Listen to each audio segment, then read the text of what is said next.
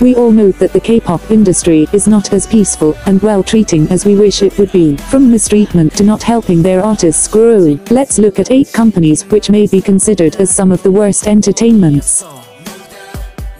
Disclaimer: this is my opinion, and I am only doing this video as a way to inform people that not all companies are as good as they seem, and some do not treat their idols as they should be treated. Now let's investigate.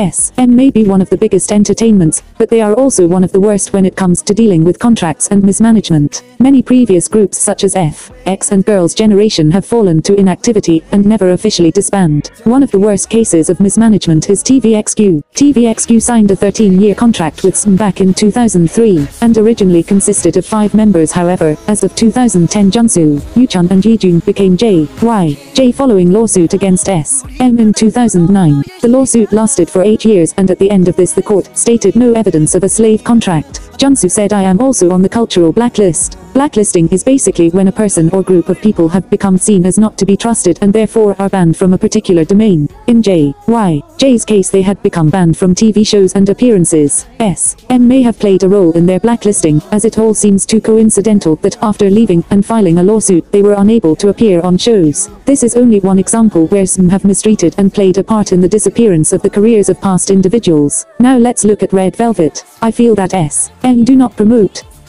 or help the group. They are so talented, but we don't even get to see how good they can be as SM don't give them enough time for promotional activities. Even with something like a dance practice for some of their songs, Red Velvet do not have this. In comparison to other label mates, I hope that as they forward with their new release Queendom they get more chances to promote. Also, as time goes on, I really hope that SM become much better at helping their artists.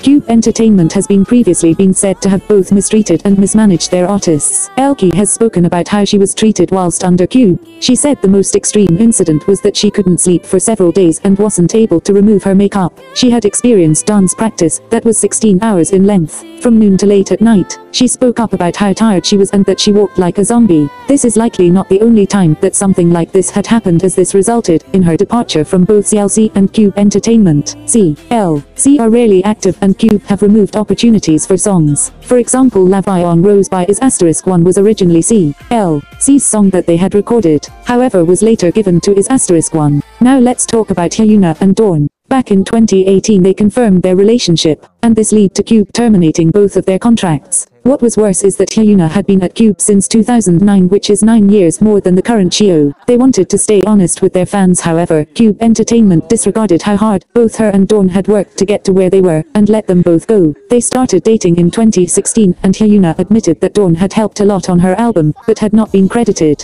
Personally, I think Cube handled this situation very badly, as they did not have to completely remove them from the entertainment due to them dating. Initially I was so upset that Dawn wouldn't be part of Pentagon anymore and was worried that I wouldn't get to see any more performances from him or Hyuna. But after seeing that they both joined P Nation, I am so much happier, as this entertainment will give them freedom and room to grow. Like, have you seen P Nation staff reactions? Also, since after moving to P Nation both have been able to release music and in September are forming a unit together. Honestly, I can't wait.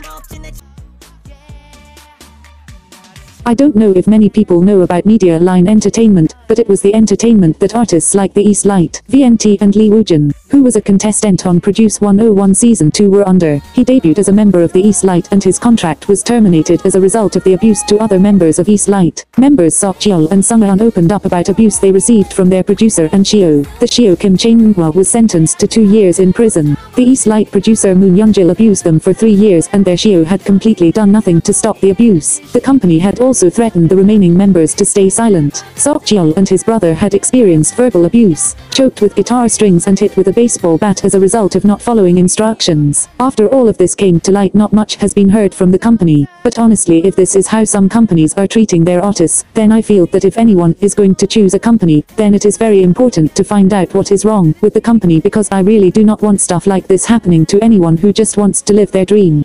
Well, that's the end of part 1. The rest of the companies I think are the worst will be in part 2. Please comment other companies which could be seen as the worst, or any other issues you think need to be discussed. Thanks for watching.